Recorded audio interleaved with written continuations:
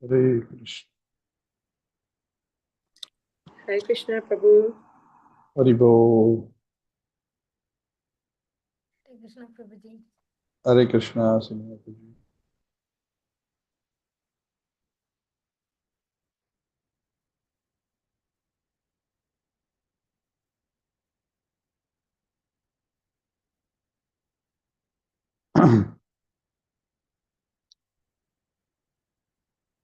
So we will start with the prayers as we are waiting for the others to gather. Om Namo Bhagavate Vasudevaya. Om Namo Bhagavate Vasudevaya. Om Namo Bhagavate Vasudevaya. नारायणं नमस्कृत्य नरं चैव नरोत्तमं देवीं सरस्वतीं व्यासं ततो जयमुदीरयेत् नष्टप्रायेषु भद्रेषु नित्यं भागवत सेवया भगवती उत्तमश्लोके भक्तिर्भवति नैष्टिकी कृष्णाय वासुदेवाय देवकीनन्दनाय च नन्दगोपकुमाराय गोविन्दाय नमो नमः। ॐ अज्ञानतिमिरान्धस्य ज्ञानाञ्जनच्छलाकया चक्षुरुन्मिलितं येन तस्मै श्रीगुरवे नमः। श्रीचैतन्यमनोभीष्टं स्थापितं येन भूतले स्वयं रूपः कदा मह्यं ददाति स्वपदान्तिकम्। वन्देऽहं श्रीगुरोः श्रीयुतापदकमलं श्रीगुरून् वैष्णवांश्च श्रीरूपं साग्रजातं सहगणा रघुनाथान्वितं तं सजीवं साद्वैतं सावधूतं प्रजनासहितं कृष्णचैतन्यदेवं श्रीराधाकृष्णपादान् सगणद्वैता श्रीविशाखान्वितांश्च हे कृष्ण करुणा सिंधु दीनबंधु जगतपते हे गोपेश गोपिकाकांत राधाकांत नमोस्तुते तप्त कांचन गौरांगी राधे वृंदावनेश्वरी वृषभानुसुते देवी प्रणमामि हरिप्रिये वंशकल्पतरुभ्यश्च कृपा सिन्धुभ्येव च पतितानां पावनेभ्यो वैष्णवेभ्यो नमो नमः। जय श्री कृष्ण चैतन्य प्रभु नित्यानंद श्री अद्वैत गदाधर शिवासादि गौरभक्तवृंद हरे कृष्ण कृष्ण कृष्ण हरे हरे हरे राम राम राम हरे हरे। नमो विष्णुपादाय कृष्णप्रेष्ठाय भूतले श्रीमते राधानाथ स्वामी नाम नमो विष्णुपादाय कृष्णप्रेष्ठाय भूतले श्रीमते भक्तिवेदांत स्वामी नाम नमस्ते सरस्वती देवी गौरवाणी प्रचारिणे निर्विशेष शून्यवादी पाश्चात्य देश तारिणीं तम करोति वाचालं पंगुं लंघयते गिरिं यत्कृपातमहं वन्दे श्रीगुरुं दीनतारिणं परमानंद माधवं श्री चैतन्य। हरे Krishna.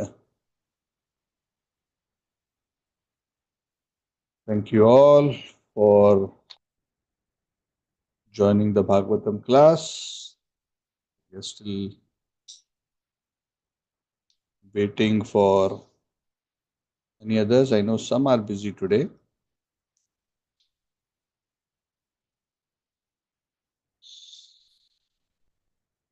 Nonetheless, Bhagavad Katha will go on. If there are 20, there are 5, or there is only 1%. The goal of the Katha is to glorify the Supreme Lord. Ultimately, our speaking the Katha as well as listening the Katha is for His pleasure, and He will be pleased based on the quality of our hearing and chanting. So we are entering now a very interesting section of the 8th canto. We are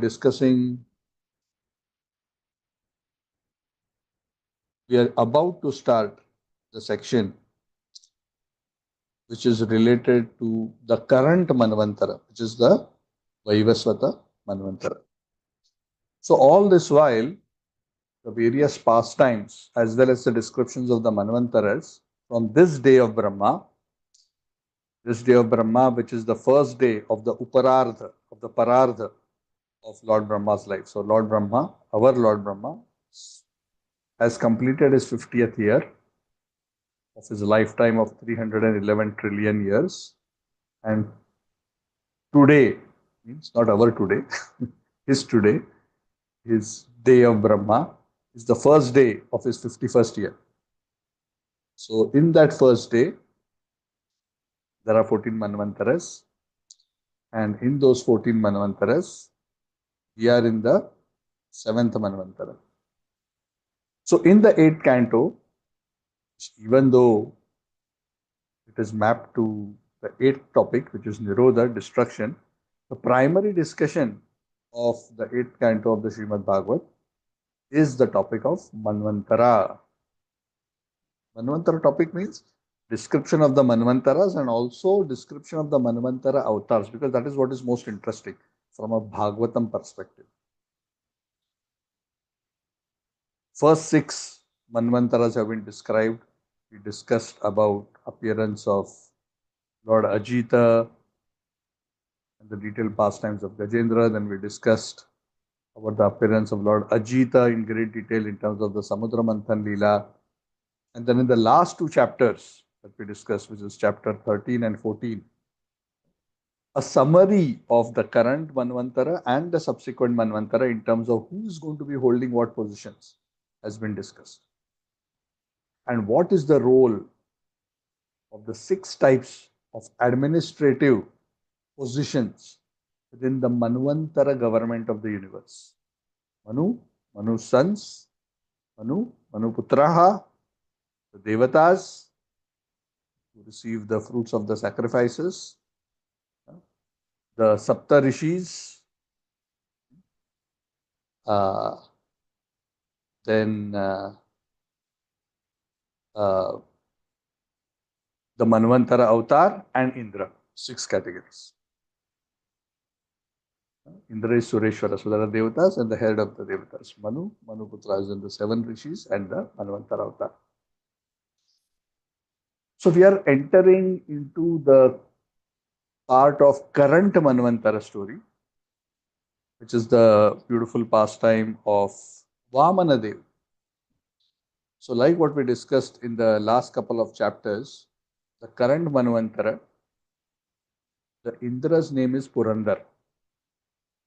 Now if you ask how did he become Indra? He became Indra for the simple reason that he performed 100 Ashwamedha Yajnas. So these yajnas are very, very, very difficult to perform.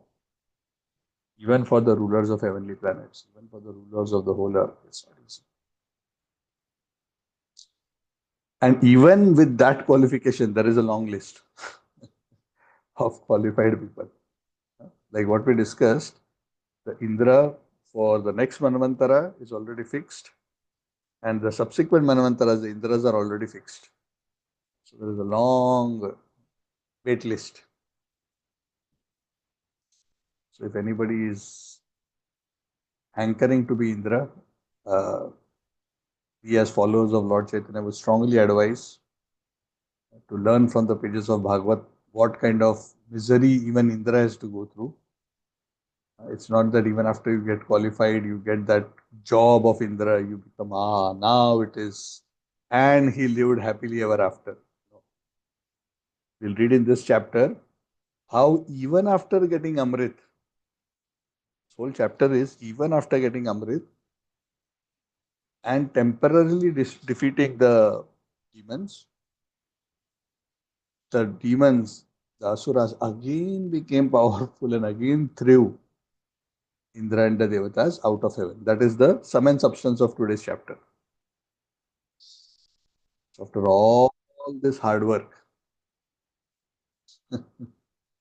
correct? Time and again in this material world, we always think, once I get this, then my life will be smooth. Once I get this, then my life will be smooth. Huh? Correct? whether it is once I finish studies and I get a job, my rest of my life is wonderful.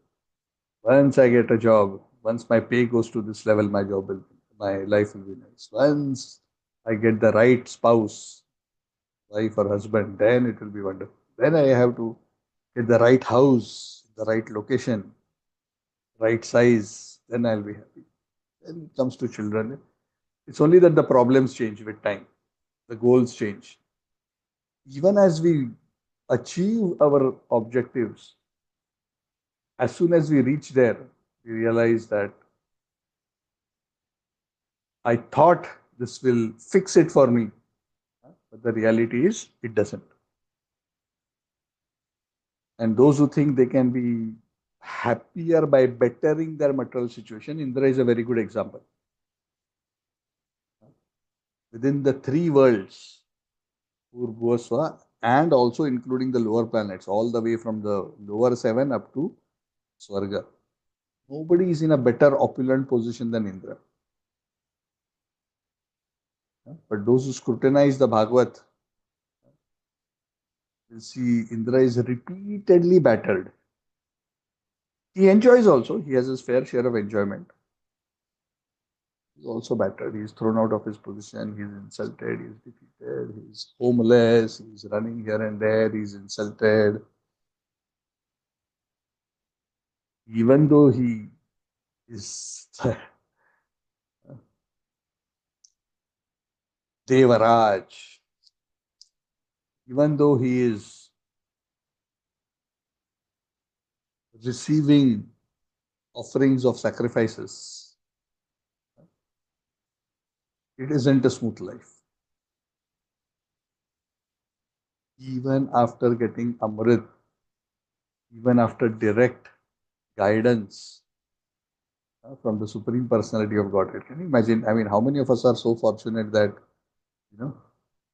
we can go to the ocean of milk, get Lord Vishnu to directly and specifically instruct us, and in the execution of our plan, continuously guide us. And like what we discussed, despite that, through that whole journey itself was perilous. And even after he finally got what he was hankering for, as we will see in this chapter, his problems have not ended. And that is why the Bhagavatam describes the material world in a very simple way. Padam, padam, yad vipadam. Na tesham. Let us not hanker to be or remain in the place where at every step there is vipada, there is danger. And this is not just true for the poor man. This is true for the rich man. This is true for the king. This is true for the sage. This is true for the devatas. This is true all the way up to Brahma. Even Lord Brahma has been time to time attacked. In fact, there are pastimes in the Puranas, a brief reference in the earlier cantos of the Bhagavad. We will not go into that. Even Lord Brahma was attacked by some demons and he had to run in fear. This was at the very beginning of creation. We will not go into those pastimes now. But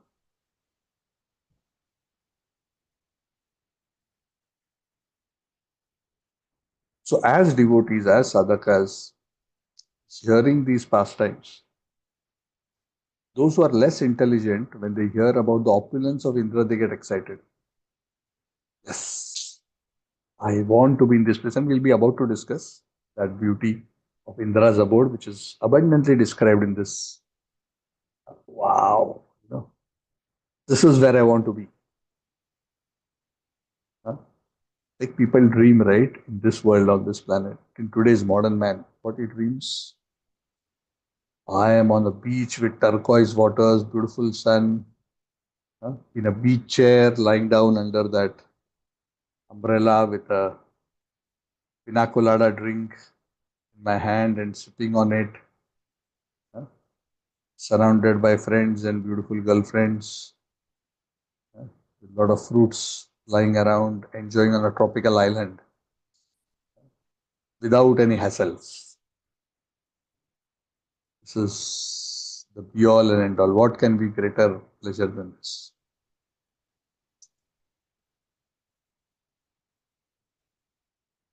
So no situation lasts, nor for us, nor for Indra. So those who are serious students of the Gita and the Bhagavad, those who are mumukshu, those who are seeking transcendence from matter. Of course, bhakta is one level above mumukshu, but mumukshu means at least those who are interested in realizing the truth. Jigyasu, at least inquisitive, and higher than that, mumukshu, desiring liberation. Inquisitives are those persons who are trying to understand what is the goal of life. Mumukshu are those who understand, oh, I have to become liberated. At least they come to the platform of understanding. Understanding what? Padam, padam, yat vipadam. There is danger at every step. When we study the Puranas, study the Bhagavad, study the Bhagavad Gita, one will realize no matter how big one's material position is, how big one's material position is. It is Brahma, it is Shiva, it is Brahma, it is Indra, or no matter how great one is even spiritually. Take the greatest of great souls. You take the life of Prahlad, you take the life of Dhruva, you take the life of Narad Muni, you take the life of the Pandavas, you take the life of the characters from the Ramayana, you take modern day saints and great personalities. Even though in their own consciousness they may be transcendental and in that sense unaffected because of their transcendence, but at an external level, in terms of what they have to go through in the world, in terms of what happens, what is thrown at them, what they have to deal with,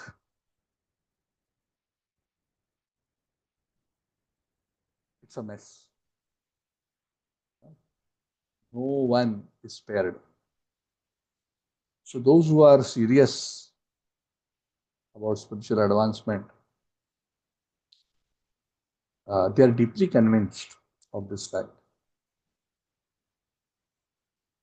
that I do not padam padam yat vipadam na tesham. Na tesham means that conviction that I don't want to find a stable place within this material world, hoping for a position or a place of stable, long-lasting peace and happiness, because it's impossible.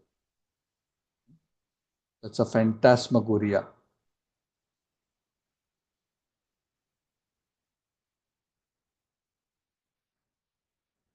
The real pleasure lies at the lotus feet.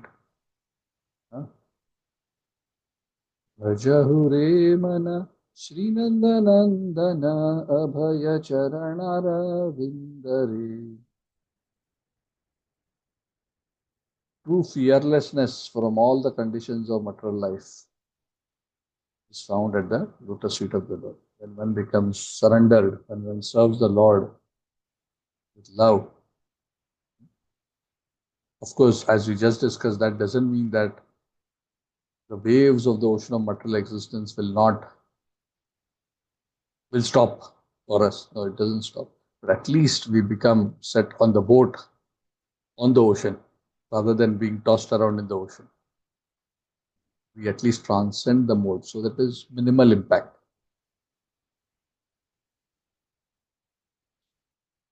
And we are protected, abhaya, by taking shelter of the Lord under the instructions of the spiritual master who is the captain of that boat, in the association of other devotees who are also crew members and passengers on that boat, and taking help of the favorable winds which take our boat in the right direction back to God. And that favorable winds are compared in the Srimad Bhagavatam to instructions of the scriptures. It's a very beautiful analogy. There's a verse in the Bhagavad, I don't recollect it on top of my head, which gives this analogy. Guru Karnadharam. Guru is the captain of the ship.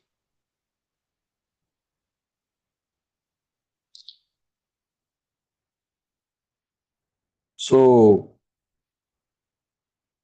we are at that juncture, this chapter, where we are entering the pastime of Vamana Dev and Bali Maharaj. We are at that juncture where Indra now, after the Samudra Manthan, he captured back the heavenly planets, he drove out the demons. And if we remember, we discussed in the 13th chapter, there's a brief mention. Yes, in the 13th and 14th verses, there's a brief mention. Actually, in the 11th chapter of the 8th canto, this pastime was mentioned that after receiving the Amrit, after the Devatas became powerful, they attacked the demons and they drove us. Actually, the demons attacked them, and there was this clash, and the demons were totally annihilated. It is said at that time we discussed the beautiful pastime of Namuchi being killed by the Sudarshan Chakra made of foam. We discussed about so many other demons getting killed. And in that fight, even Bali Maharaj, the head of the demons, was slaughtered. In that chapter, it was briefly hinted in the 11th chapter that even though Bali was killed in that particular battle by Indra, his dead form was taken on a particular mountain along with the dead forms of the various devatas, and Shukracharya, who was very expert in the art of Sanjeevani, he actually brought Bali Maharaj and the others back to life. His body, this is mentioned the verses 46, 47 of the 12th chapter, not 11th, I'm sorry, my bad, of the 12th chapter. Following Narada's order, the demons took Bali Maharaj, who was in a precarious condition, to the hill known as Ashtagiri. There, Shukracharya brought all the dead demons back to life by his Sanjeevani mantra.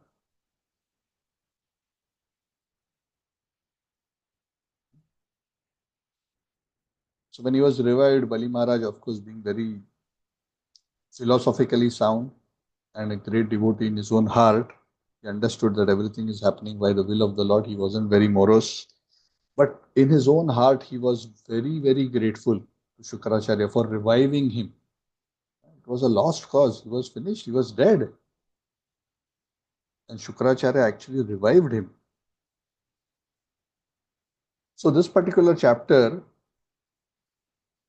begins from the point where Parikshit Maharaj starts asking Shukadev Goswami about Bali Maharaj and Vamandev.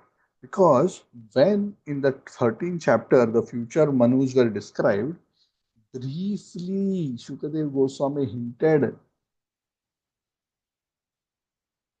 to Parikshit Maharaj that in the 7th Manvantara, Vamandev will appear. And who's this Vamandev? Vamandev is the one whom Bali Maharaj will promise to give 3 acres of land. And Lord Vishnu will become pleased with him, and Bali will achieve the perfection of life. And Bali Maharaj, even after giving 3 pieces of land, Lord Vaman will bind him on with a rope, and eventually he will install him as the Lord of Sutala planet. And right now, Shukadev Goswami tells Parikshit Maharaj that Bali is currently also right now residing in Sutal planet and is protected by Vamanadev. So this chapter begins with the curiosity of Parikshit Maharaj. He said, oh, this story that you hinted at previously is very interesting. Supreme Lord owns everything. What is this whole story about The Lord begging, that too from a demon like Bali Maharaj. Why the Lord has to beg 3 pieces? And if you are saying he begged for 3 pieces and the great Bali gave 3 pieces of land to Vamanadev, then what was the need for Vamanadev to tie up Bali Maharaj even after receiving the donation? This seems very contradictory. First, that the Lord is begging, and second, after he received his donation, that the Lord tied him up. It's very contradictory. Please, I want to know the mystery of these contradictions. It's a very interesting way in the way he asked this question. Huh? Yancheshwarasya purnasya bandhanam chapi anagashah. Kautuhalam hi mahat. Mahat kautuhalam hi nah. It is our great curiosity. We don't understand. Labdhartha, after he got his gift, Api Babanda arrested him. Etat veditum ichhamaha mahat kautuhalam hi. So great devotees, those who understand the greatness and the perfection, both of the scriptures and of the Lord's pastimes and the Lord's perfect transcendental nature, when they hear contradictions in the pastimes, when they hear contradictions in the scriptures, they don't become bewildered. They don't think, oh, scriptures are saying one place is saying like this, one place is saying like that. This is wrong. Which one is true? Prabhu, I found fault in the scriptures. Prabhu, this is not agreeing with this, that is not. Ordinary people become bewildered because they have tried to fit their understandings within their own frame of reference, which is very shallow. Great souls, when they see these kind of contradictions, they know. They don't challenge the Vedas. They don't challenge the teachings of the Lord or the Shastras. Rather than challenge them or to think one of them is wrong, those who are evolved souls, they ask the great souls, please help me understand how both of these are true. How do I reconcile both of these statements? Because Shastra cannot be wrong. Shastras are coming from the breath of the Supreme Personality of Godhead. How can they be wrong?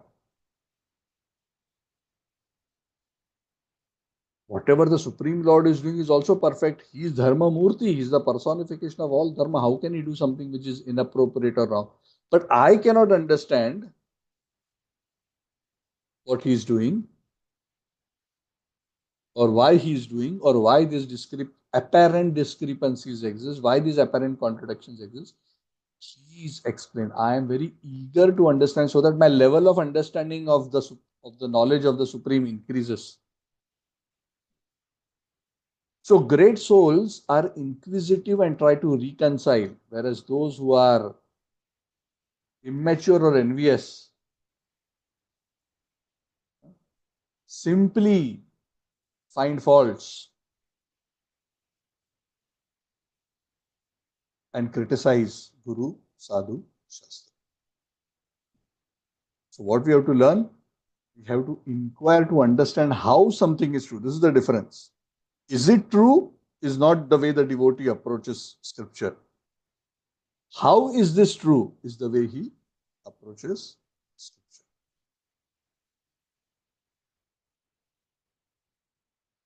So Shukadeva Goswami starts the narration of the pastime where in the 11th chapter in the 8th canto he had already hinted that actually he was dead and he was finished. He had lost all his opulence and he had died. Shukracharya, who's a descendant of Bhrigu Muni, he brought him back to life. And Bali Maharaj, after being brought back to life, he felt so indebted. He actually became a disciple of Shukracharya. and became so much Guru Nishtha in terms of his service to his Guru. He was totally dedicated with great faith. He fully followed Shukracharya's instructions. He offered everything he had to Shukracharya. And all the various qualified Brahmanas in the line of Bhrigu, especially those who were assisting Shukracharya, they became all very pleased with Bali Maharaj.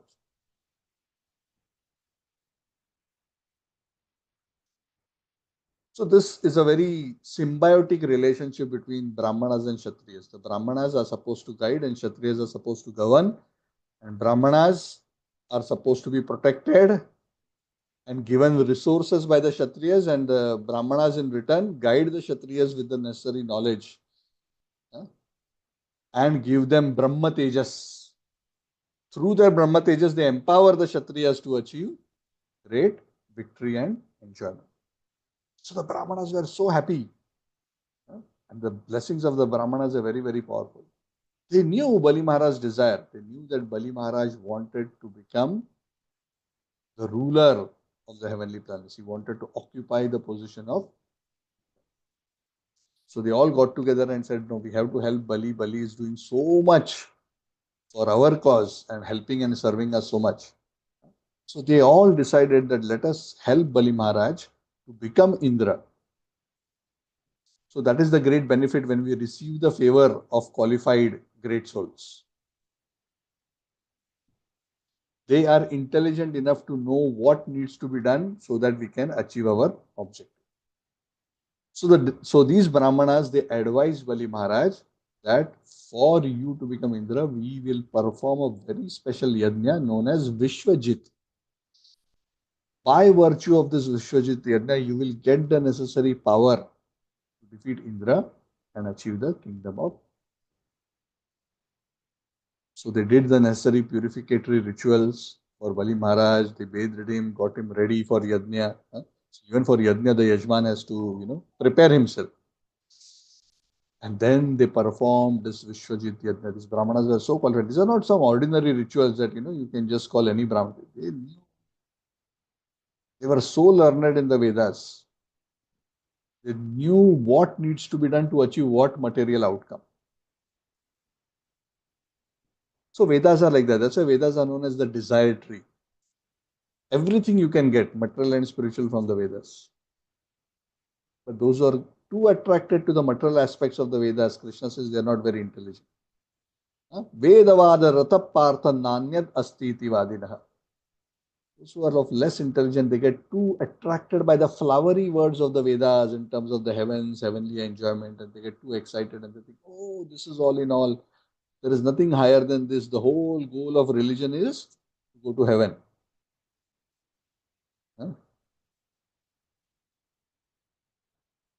Right? Go to heaven. We want to go to heaven. And why we want to go to heaven? Not to serve, to enjoy. Nanyad asti iti vadinaha. There is nothing higher than this. Even though they are religious, they may not be demoniac, they are religious. Nanyad asti. So anyway, the Vishwajit Yajna was performed, and finally, when the Purnahuti was done, he was offered into the sacrificial fire. As the fruit of the Vishwajit Yajna, from that fire appeared an amazing chariot which was covered with gold and silk. Along with the chariot came yellow horses. The quality of the horses were like the quality of the horses of Indra. There was a flag on the chariot marked with a lion. Along with the chariot came weapons. There was a specially gold-plated gilded bow and 2 quivers of invincible arrows along with celestial armor.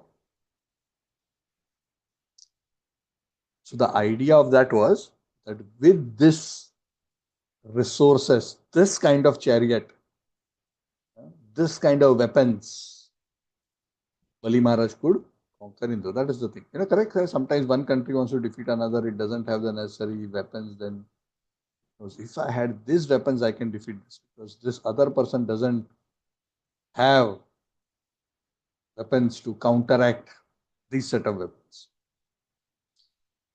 Not only Bali Maharaj got this chariot and this special bow and special very powerful arrows and armor to deal with Indra and other devatas, also it is said at that point, Prahlad Maharaj, the grandfather of Bali, also appeared there and he offered Bali a garland of special flowers which would never fade.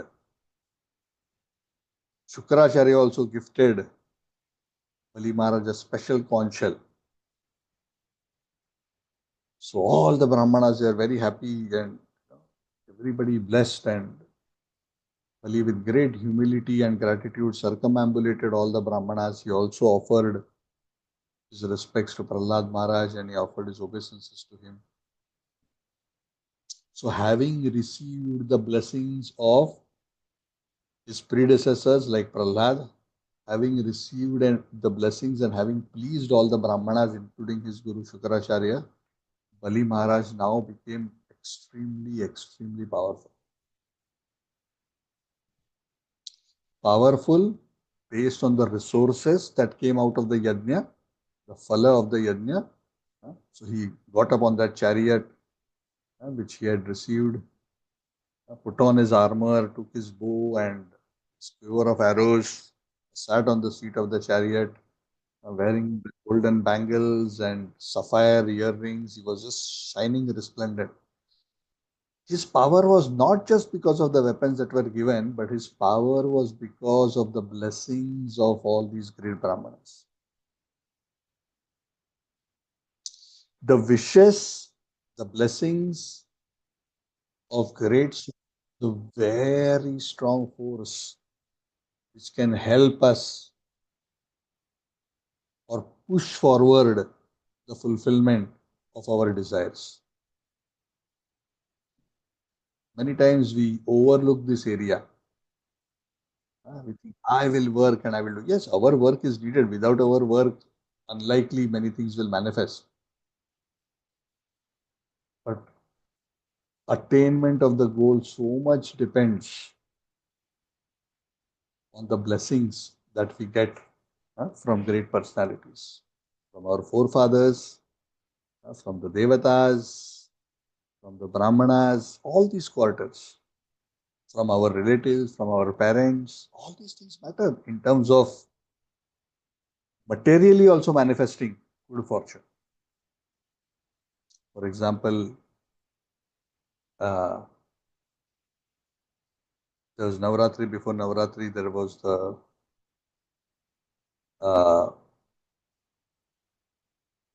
fortnight for worship of the ancestors. So the Pitris are pleased and their blessings are sought. Shastra says that the blessings of the Pitris are very conducive for the good fortune of living entities.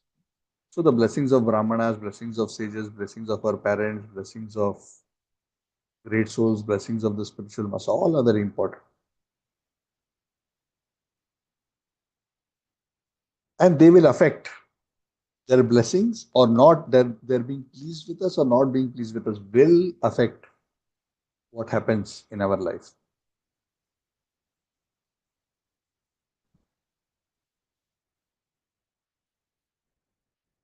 So Bali's uncommon prowess was not just because of his bodybuilding, because of his developing his skills. It was because of the resources he got from the yajna, which made him extremely powerful, and which was also the backing of the blessings. When a great soul put forth a wish, may you get this. The force of the blessings of many great souls creates such a force within the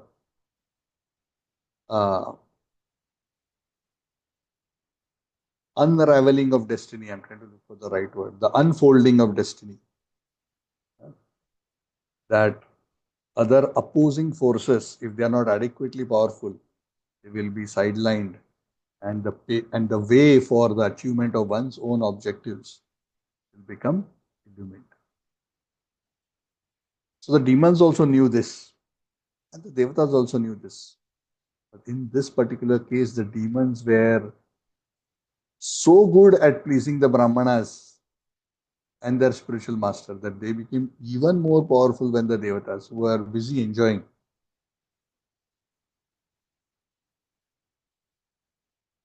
So, Bali Maharaj, now seeing that he is ready, accompanied by all his demon army, they all together attacked Indra's capital, Amravati. Their army was huge, the demons were all very, very powerful. They all came and surrounded the capital of Indra, because the capital of Indra was well protected, huge walls. There were moats around the city of Amaravati, moats which had water of uh, the divine Ganges, Alka Ganga, Alaknanda. Beautiful Amaravati, capital of Indra, is described. The beautiful gardens in that city, the Kanana and Nandana gardens, are described. So I'm not going to go into too much detail of the description, because I don't think most of you are going to be too excited to go after my introduction. As usual, how beautiful can material beauty be? Beautiful trees, beautiful gardens, beautiful fruits, beautiful flowers, beautiful roads, houses made of marble, studded with jewels. There are canopies, there are broad roads, millions of airplanes is described. Beautiful women moving around the roads, doors of the houses made of solid gold, beautiful public places, all so perfectly designed, planned cities made by Vishwakarma, the architect. Beautiful assembly houses, 100 million airplanes. It's a very advanced civilization, higher planets. Very beautiful, youthful women. Beautiful breezes. So weather also beautiful. Not only is there opulence, not only is there natural beauty. So material opulence, natural beauty, birds, fruits, flowers, trees, well-designed cities, beautiful people, cultured people, nicely dressed, beautiful weather. Breezes which are blowing, carrying the fragrance of the flowers, which are decorating the hair of the Devis there, of the demigoddesses. Apsaras walking down the streets. Huh? So the description goes on. I think you get the idea. So if you are really interested, you can get into more detail, beautiful singing, instruments, so on and so forth. So all this beauty is there. Excellent weather, excellent opulence, excellent people. In terms of excellent people, there is one thing which is mentioned very nice. This place is not just opulent and beautiful, but it is also that the people who are inhabiting this place are very pious people. They are not only rich and opulent outside, they are rich and opulent in their heart. Unlike the demons. Demons are also rich. Their abodes are also beautiful and powerful, but inside their poverty, they have lust and greed and envy and violence in their hearts. Bhagavatam says, no one can enter this city if he was sinful, if he is envious, if he is violent towards other living entities, if he is cunning, if he is falsely proud, lusty, greedy. Such people were not allowed to enter this city. Only people devoid of these faults. So that is what a devata is. A devata is not just a person who is a resident. He is embellished by these qualities. Vishnu Bhakta Smrta Daiva. And that is why it is said, those who engage in devotional service of the Lord develop the qualities of the devatas. What are these qualities? These are the qualities. Not sinful, not envious, not proud, not cunning, not lusty, not greedy. Free from these faults. That's a devata. So all directions, Bali Maharaj and his troops attacked. Actually, they surrounded the kingdom. And they gathered outside the abode of Indra, giving a siege. And the conch shell which Shukracharya had given to Bali Maharaj, he sounded that conch shell, and the sound of that conch shell was so heart-rending to the devatas. They all became very, very scared. All the women in the city of Amravati became very, very scared. The devatas saw the powerful army of the demons. And the devatas could see the splendor of Bali, the tejas. They could understand his power. They are not just looking at muscles and number of people, and they can see subtle things. So they could understand. The devatas could understand the motive why Bali has come. Obviously, that motive wasn't hidden. Bali was always anxious to capture Indra's kingdom. He had tried multiple times earlier. But they could also see that this time, last time we defeated him after bringing the Amrit. But this time he seems extraordinarily powerful. How come he's shining with such splendor? What is the reason that the devatas have achieved such power?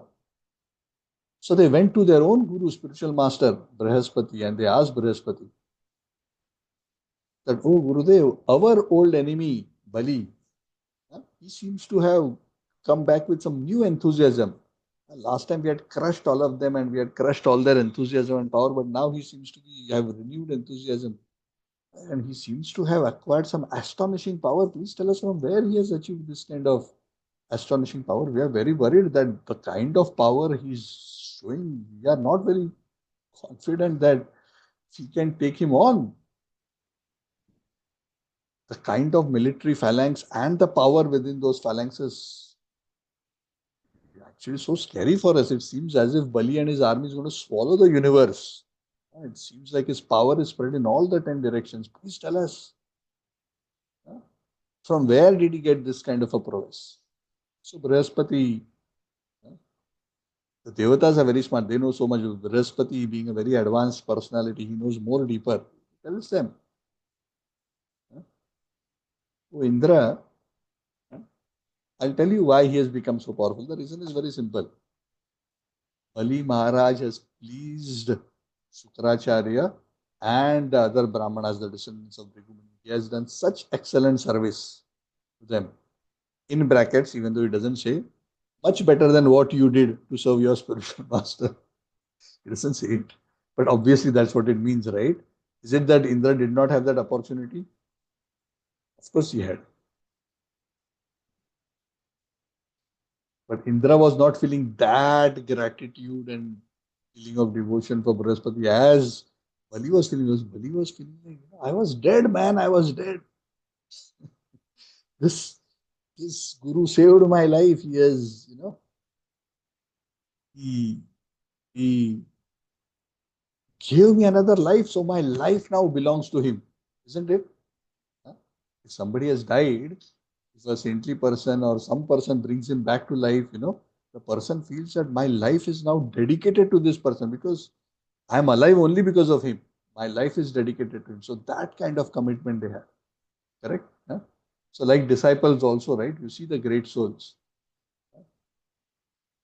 The great souls, when they meet their spiritual master, they feel, now I have taken a second birth. My previous life was a life of death. A life of matter only. Now I have been reborn. Now this new life, I have been saved by my spiritual master. Chakshudan dilo jai janme janme prabhu sai divya gyan hriday prakashito. Guru He has put transcendental, he removed ignorance, gave me a new birth, gave me transcendental knowledge. So my life is dedicated to him. So he was feeling so grateful. So obviously Indra was not at that point, at that level. So Brihaspati tells him, it is by the blessings of these Brahmanas that he has become so powerful. So Prabhupada says the Brahmanas are known as Dvijadeva and the Kshatriyas are known as Naradeva. So when they work together in this way cooperatively, when the Brahmanas infuse their Brahma Tejas and back the valor of the Kshatriyas with their Brahma Tejas, and that combo becomes irresistible. So when Indra and the other devatas heard this explanation from Brihaspati, so their doubt became confirmed. So he told them straight, your assessment of the situation, that it is difficult for you to counteract the demons, I am endorsing that. Brihaspati tells Indra, yes, don't try, you will get defeated. Correct? Again, another lesson for us. Just because we are on the side of the right doesn't mean that any time, any place we can go and clash with those who are on the wrong side. We have to use our intelligence. Based on the modes of nature and this time, place, circumstances, certain times the demons become more powerful. Even the devatas have to use their intelligence to know when to deal with the adversary, at what time, what place. Brihaspati told them straight, at this point, other than the Supreme Personality of Godhead, nobody can conquer him because of the Brahma Tejas, the supreme spiritual power that they are endowed with. Even Yamaraj cannot stand before Bali Maharaj. So, you came to me as your guru, you wanted my counsel to you is, wait until the situation of your enemies is reversed. Until that time, rather than fighting, because if you fight now, you're going to lose the kingdom and you're going to die also, or going to perish. Better you quietly go away, don't fight with him. Yes, you'll lose your kingdom, but better than losing your life. You wait for the right time. What is that right time? You remember, Indra, earlier you were very powerful. You made a mistake, no? What was that mistake? You offended Durvas Muni. Remember, recently, few chapters ago, story in the Bhagavatam. Then you got defeated. You lost your Brahma Tejas, the blessings of Brahma Tejas, because you offended your guru, and then the whole problem started. Previous Manvantara story. Actually, that story was not of this Indra, it was of the other Indra, by the way. But nonetheless, you remember, if you have read Bhagavatam, that story. So now wait for Bali to make the same mistake. They will also make the mistake. Because the nature of this world, he doesn't say this, but I am adding my commentary to it. The nature of the world is once you become powerful and great, even with the blessings of the Brahmanas, the power and opulence goes into one's head. And once it goes into the head, which even went into the head of Indra, one makes mistakes. And then one digs his own grave, so to say. So don't take him on now. Wait.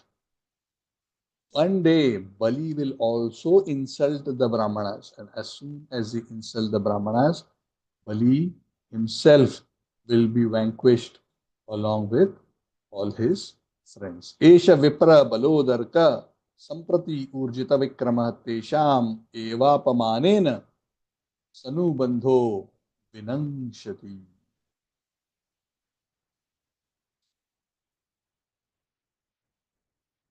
So Brihaspati is so advanced, he could see that in the future a situation will come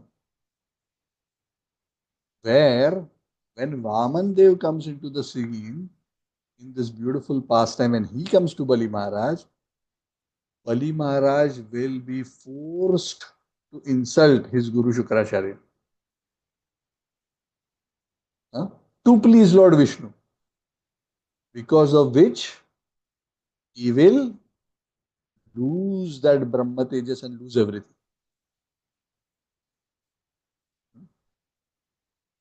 But even though he doesn't mention it, the point is,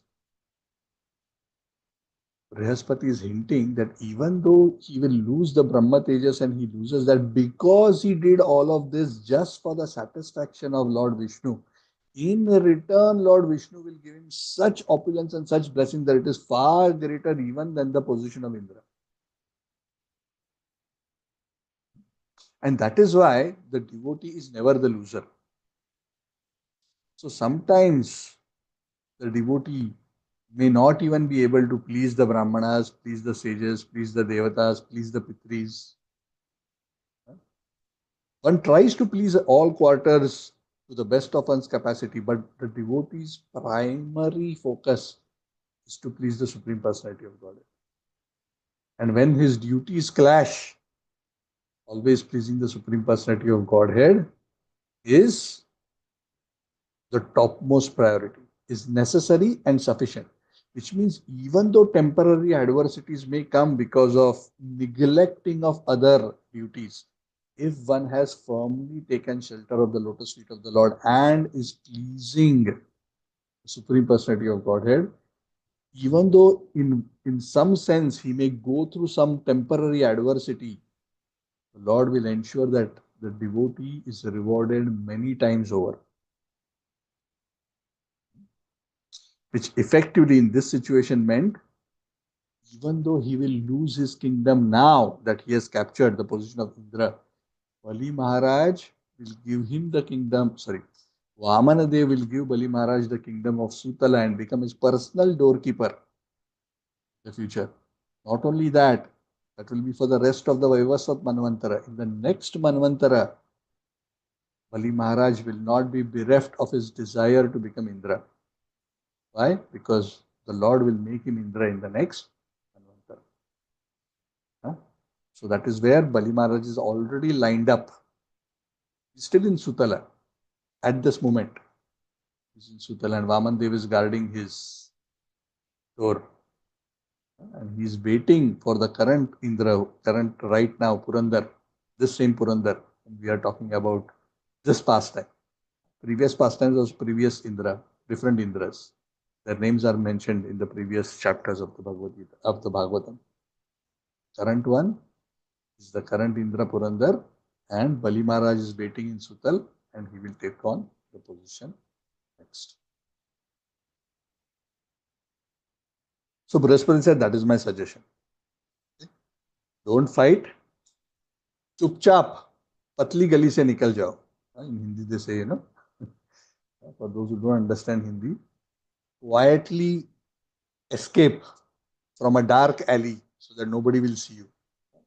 You don't want to embarrass yourself. Anyway, you will get defeated. You don't want to die. You don't want to be publicly humiliated. So, quietly run away, disappear. So the Devata said, yes, Gurudev, what you are saying, yes, we haven't been serving you as nicely as they have been serving their Guru. So obviously looks like now is not a good day to take them on. So Devatas have a special ability. They can take on any form they want. They can disappear very easily. They can take any form. So the Bhagavatam says that advised by Brihaspati like this, understanding that this is the best thing for them, they assumed various subtle forms and quietly they left without the demons realizing. Patli gali se kahin se to nikal gaye. They ran away from somewhere, left the whole this one empty. And when the Devatas disappeared, Bali Maharaj, the son of Virochan, the grandson of Prahlad, entered unchallenged into the capital of Indra and took over Indrasan. And he brought the whole kingdom of the three worlds, Bhur Bhuva Swaha, under his direct control. This position of Indra rules all these three, Bhur Bhuva Swaha, Devraj. So the Brahmanas, they are very happy. Yes, by our whatever Vishwajit Yajna we performed and all this power, look, he didn't even have to fight. Indra and others ran away just by seeing his power. So they were very happy. Then they gave advice to Bali Maharaj, one more advice they gave. Well, Bali Maharaj, you see, now you are sitting on Indra's position. You conquered Indra, you drove Indra away. But please understand You cannot remain in Indraloka just by forcefully capturing Indraloka. The system of the Divine Lord is you cannot occupy this kind of position without having the necessary credits. So now you have occupied that position, you have to occupy the credits. You have to pay in terms of the credit. So you have to become also qualified for the position of Indra, otherwise you will not be able to remain. So this is also a very important principle. It says sometimes by force someone may be able to go into some planets even higher than what one is qualified for, but one is not able to remain there unless one is properly qualified. Sometimes it describes the devatas temporarily go into Janarlok, Maharlok temporarily, but they cannot stay there because they are not qualified. Of course, how exactly that system works, how they are driven out, are there immigration agents or is there some other divine force which manages this, that is not described here. But the principle is straight. You occupied by force, you came in because you basically did forceful entry into somebody's house. But now to become the rightful owner of that house, you have to register the property in your name to the system. For that, you have to pay the necessary registration fees. You have to. So you need to get the credit. So don't worry, we are there with you. We are still very pleased with you. So all these Brahmanas, the descendants of Bhrigu, they advised him, now you have to do 100 Ashwamedha sacrifices so that you can remain Indra. Because without that, you will not be able to remain. And then one after another, they executed 100 Ashwamedha yajnas. And Bali Maharaj and his power was shining like anything. He was sitting on the seat of Indra. And our poor Indra in an invisible form, Purandar, Mr. Purandar was running around, hiding somewhere. So the chapter ends at this point. It says, because of the favor of the Brahmanas, the great soul Bali, Bali is also called as a great soul, even though he defeated Indra, he is a great soul at heart. He was very satisfied, became very opulent, and was enjoying the heavenly kingdom, having dethroned Mr. Purandar and having also acquired the qualification to have 100 Ashwamedha yajnas. So now this is the background of the pastime, which will now lead to the pastime of Vamandev and Vamandev's intervention to help Mr. Purandar get back his kingdom. So now Vamandev is going to help Purandar to become Indra back, and to Bali, Vamandev is going to give a blessing greater than the blessing of getting the position of Indra. He's going to give him Indra also next time. He's going to give him a better blessing. So that is how the pastime unfolds, because the Supreme Lord is never unjust. For those who approach him with devotion, he will fulfill their material desire also. And on top of that, he will also grant his devotional service. So thank you very much. Nirantara Srimad Bhagavatam. Jai Shri Prabhupada. Jai. Yes, Suresh Prabhu. Prabhu, I've been asking these questions many times, but still I don't really get it. Okay. Every time God is saving Indra, right? Still he keeps on doing mistake, right, Prabhu? So again he's saving. Again, if you see across Bhagavatam, right, Prabhu? So But right now, what mistake are you talking about? Which mistake? Right now, he didn't particularly do any offense. It's just that not now, Prabhu. Shukracharya. Previously also. Yeah. That is the nature of the conditioned soul, no? So that is the problem. So as long as we are still influenced by Rajogun with a desire, because the Devatas are Karma Mishra Bhakta. Karma Mishra means they also have fruitive desire. They want to enjoy. They want to still lord over. They are devotional, they are devotees, but they have a mixture of a desire for enjoyment also. So as long as that influence of Rajoguna in the form of desire for power, desire for control, desire for enjoyment is there, uh, one will be from time to time overwhelmed by Maya. Even though one is very conversant in scripture, even though one is a devotee, Krishna bhuliya jiva bhogavancha kari nikatastha maya tara jhapatiya dhari.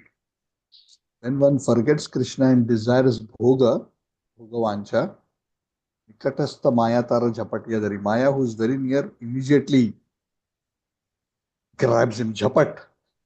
The word jhapatiya is jhapatke. She jumps on him and grabs him, which means she will bewilder the intelligence. So as soon as one becomes forgetful of the Lord and develops material tendencies and takes a mentality of enjoyment and exploitation rather than service and dedication, immediately one's intelligence becomes materially contaminated. So this happens time to time. Why this happens? Because one has not transcended material nature yet. So that is the lesson for all of us, that how careful one has to be. Even devatas can become bewildered time to time. It's not that Indra is bewildered every day. So these are episodes happening, once, twice, 3, 4 times in a manvantar. It doesn't mean that he is, like for us, right? Correct? Even as devotees, we know so much. We know we should not criticize, we still criticize. If you go and track how many times we have had lusty thoughts, angry thoughts, offensive thoughts, words, maybe sometimes even actions. You see, we are also falling from the standard, then getting ourselves up again and continue. Again falling from the standard, then getting up and again continue. So as long as we are in the conditioned stage, this will happen. The more advanced we become, the lesser it will happen. When we transcend material nature, it will generally not happen unless we actually do Vaishnava Aparad. If we do Vaishnava Aparad, then our intelligence may still get bewildered, even after being great devotees. And there are many examples or episodes of that also, even in the Bhagavatam. We discuss that some other day. Yeah. Thank you, Prabhu. Hare Krishna. Yeah. So good question, Prabhu. Nice question. So this means how much careful we have to be. So, when we hear about Indra, we should not immediately say, such a rascal, such a nasty guy. No. Or do we really think we are better? Just look at how many mistakes we are making. And can you imagine? I mean, he's sitting at the position of Devaraj. Can you imagine his opulence, his enjoyment, and the kind of power he has? Huh? There's a very nice saying, right? Power corrupts, and absolute power corrupts absolutely. So to remain level-headed at that position, people just become millionaires, billionaires, they lose their head.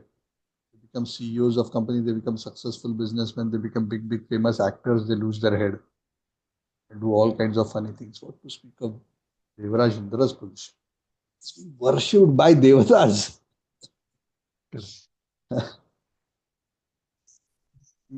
Vaman Dev is his younger brother. Yeah. So when you have these kind of extraordinary power and opulence, it goes into our head. One starts feeling that I am great.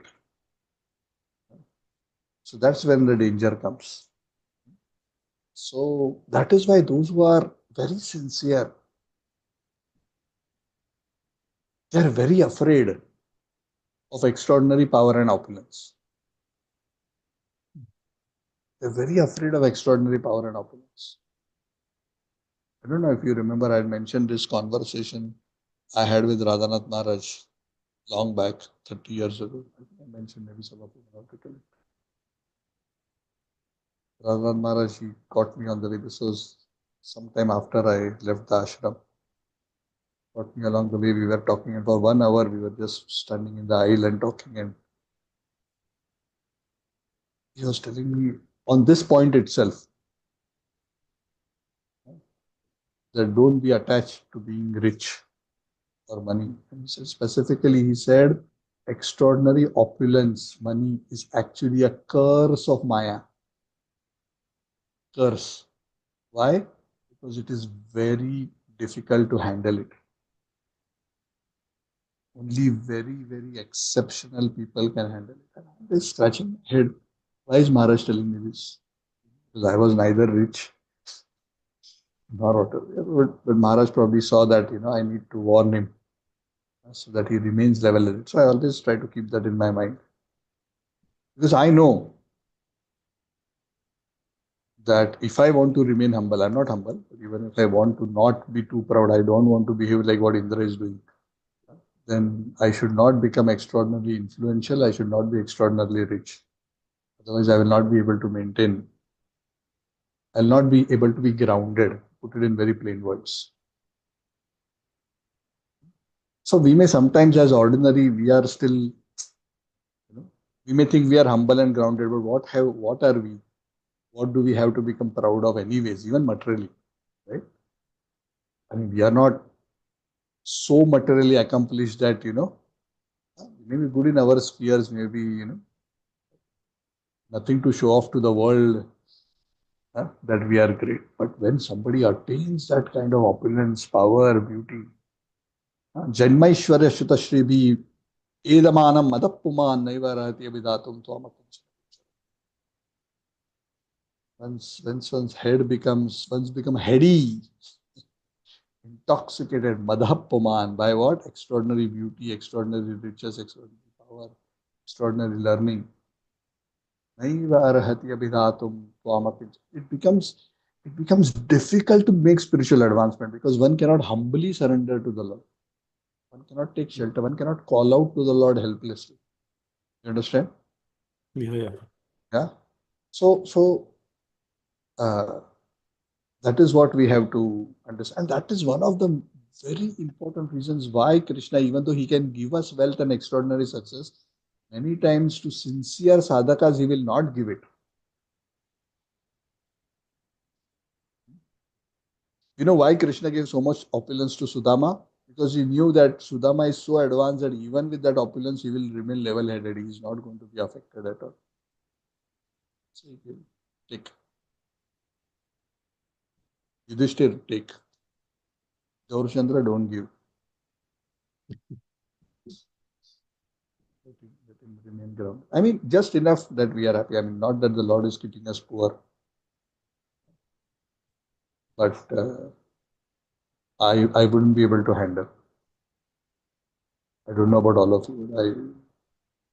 Too high position, too high respect is very creates an intoxication that not everybody can handle. So when we look at Indra's position, we should think, come on, yeah, at level, okay, some mistakes, the Lord says, okay, my Maya is so powerful. At least he's accepting his mistake, repenting for it, getting back on track and continuing to serve me. Yeah. So that is appreciable. That is the quality of a sincere devotee. Falls, dusts himself, get up, says sorry, repents, improves, continues. Okay, Prabhu? Yeah, it's clear, Prabhu. Thank you, Prabhu. Very good. Yeah, Virendra Ram Prabhu. By the way, Prabhu, heartiest congratulations again. Hare Krishna Prabhu. Thank you. Jai Ho. We are happy, very happy, blessed with a daughter. Yesterday only, no, Prabhu? Yes, Prabhuji. Jai Ho. Yeah, wonderful, wonderful. Yes, Prabhu. What is your question? Okay, Prabhuji. I think to an extent you have answered Hmm. it, but as you were mentioning that in Indra's abode, nobody can enter. You have to be sort of not greedy, free from sins. Hmm. So these qualities are in devotees as well. So what's the difference which takes the devotees back to Godhead, and then other jivas who go to Swargloka, for example? Yeah, yeah. So it is not that the devatas are totally freed from material infection. So even though these are described as generic qualities, they are free from sins, they are free from envy, free from greed and lust. It is not that there is no trace of these things. They are predominantly in the mode of goodness. So that is why they are devotees, but they are not Shuddha devotees. They are still mixed with fruitive desire, which means there is still some presence of Rajogun and Tamogun in them. To transcend material nature, one has to give up the influence or all traces of Rajogun and Tamogun and become situated in Shuddha Sattva. In fact, come to Shuddha Sattva and go beyond Shuddha Sattva to Vishuddha Sattva, which is the realm of the spiritual world, the Vaikunthas and the Golokas.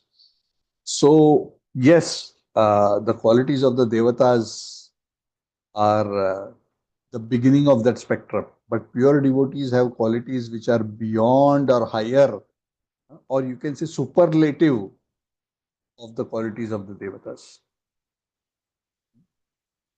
So when we say quality of the Devatas, we are saying those are the qualities of the devotees. But again, within those qualities, there is gradation.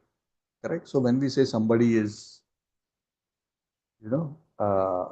very humble, so he may be humble 95% of the time. 5% he may become a bit agitated and disturbed, but still we'll say he's a very humble person. But when we talk about pure devotee, we are saying 100%. No chance of any gray zone. But generally, when we say somebody is not lusty, that means his tendency is not a lusty tendency. It's not that he's never influenced by lust or he's never greedy. It's not like that. You get the idea, Prabhu? Yes, Prabhuji. Thank you, Prabhuji. Then, Prabhuji, then does the Devatas in Swargaloka, do they get the chance to elevate themselves, or they have to come back on Bhuloka? Very difficult to elevate because too much enjoyment and opulence. So generally, these higher planets are considered as places of enjoyment, not places to make advancement. It's like going into, a discotheque on a Saturday evening. Now is a good time to go to a discotheque Saturday evening. So go to a discotheque and loud music, everyone dancing, drinking, chit chat, all kinds of clothes, lewd behavior, everything happening, and you say, Prabhu, I'm going to chant my 16 rounds sitting there. So good luck to you. Anyway, in even a temple, in a peaceful, nice, wonderful, devotional environment in front of deities, also we are struggling to focus. And here you say you want to go to disco. I will do it. Don't be hero. The place where, such beauty, such opulence, such enjoyment, such powerful senses, beautiful beauty, is very difficult to contemplate. That is why for those who are conditioned and who still have a desire to enjoy, a fair amount of suffering is important to keep the stimulus for spiritual advancement. That is why this planet and the human form of life is considered the best. In theory, no material situation is an impediment for spiritual life. So, technically, anybody can be anywhere in any of the 14 planetary systems and fix their mind on the Lord, yes. But we are saying it is very difficult to make tangible spiritual advancement for sadhakas like us on the higher planets. That is why even the devatas in the higher planets want to come down to earth. So even in a discotheque, when you realize you want to do japa, you have to come out, go to temple and do japa, not start doing japa there.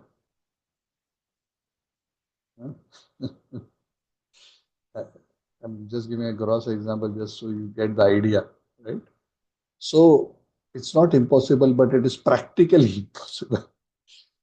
And that is why devatas also come down, because in that mood is a very different mood. That mood there is not a mood of service; it's a mood of enjoyment. It's a mood of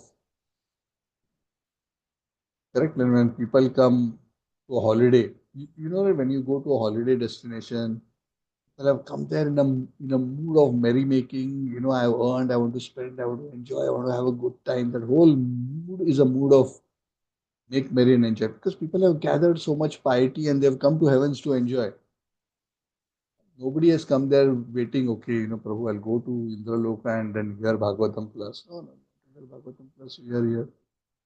Your Chandra Das is giving Bhagavatam class every Saturday. Go join on Zoom.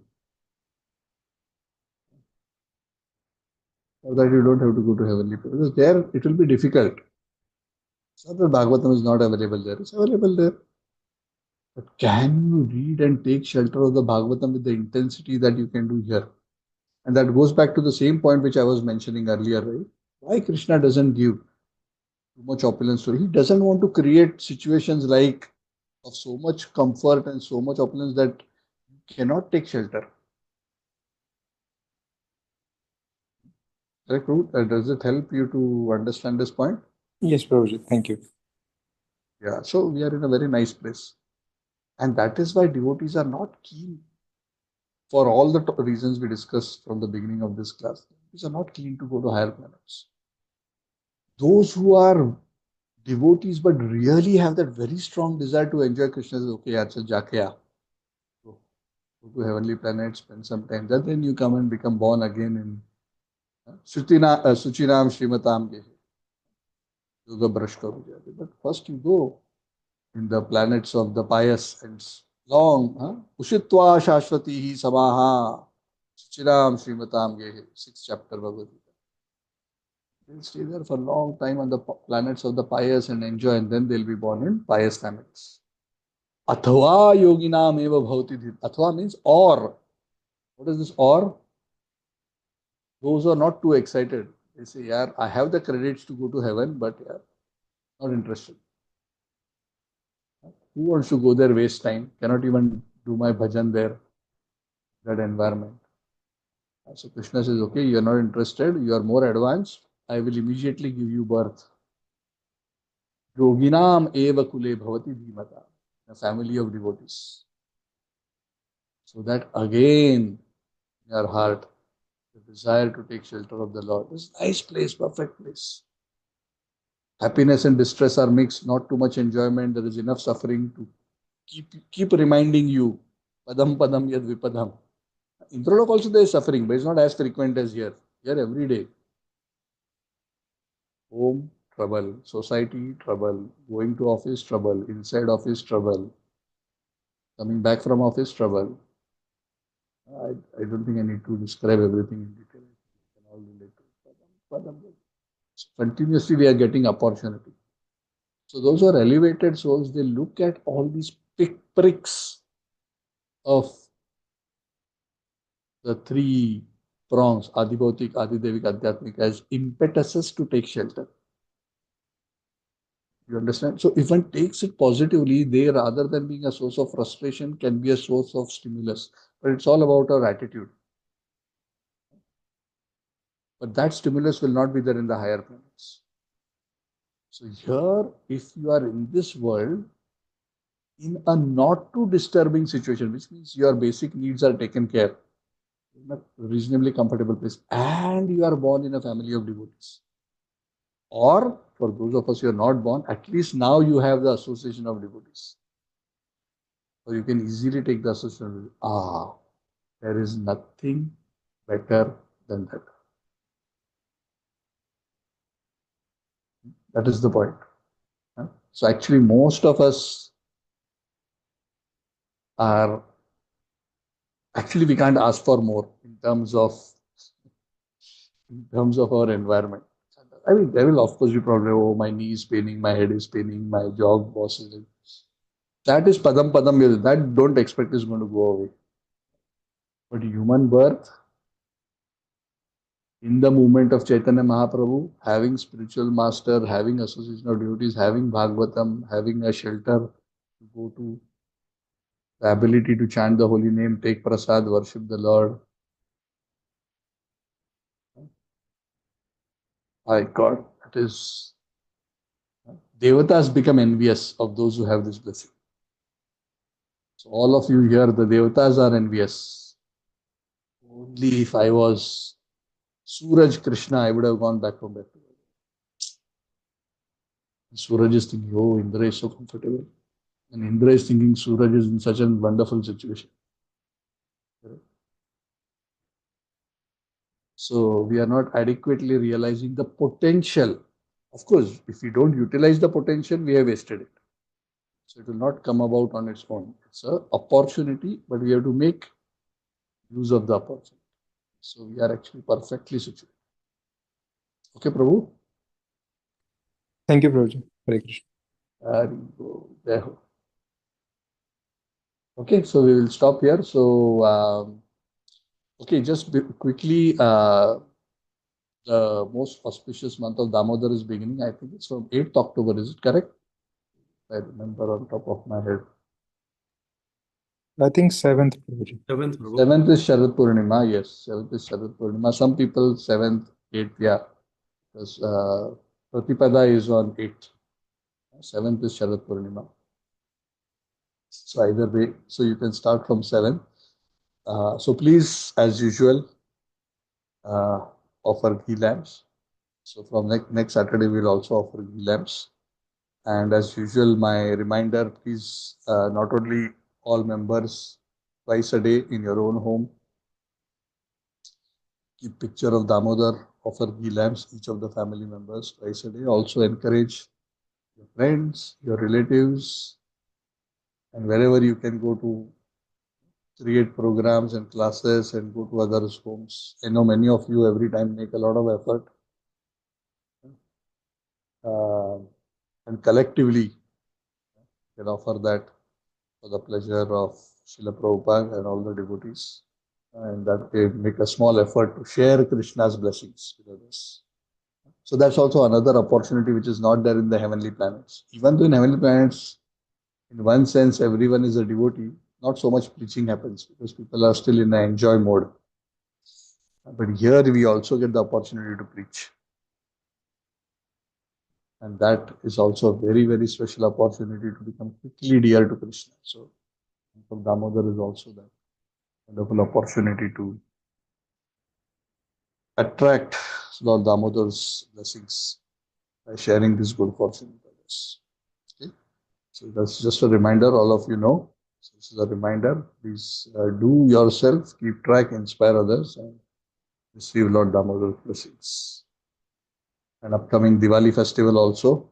So a lot of wonderful festive season coming up. So gear up and make the most of it. Thank you. Srila Prabhupada ki jai, Srimad Bhagavatam ki jai, Samved Gaura Bhakta. Hari Bol, Hari Bol. Sarva Lakshmi Mataji. Thank you, bro. Raj, Thank you, Hari Bol, Prabhuji. Hare Shri Krishna. Sundar Prabhu, Vrindar Ram, Tarun, Hare Krishna, Jaji, Prabhuji. Sri Then Devi, what? Bhaskar, Hari Krishna, Hari Bol, Hari Bol. Thank you, Chaitra Mataji, Prabhuji. Anand Sundari, Mataji. Yes, Sarva Lakshmi Mataji, Hari Hari. Hari Bol. Hope you are all well and I'll see you also.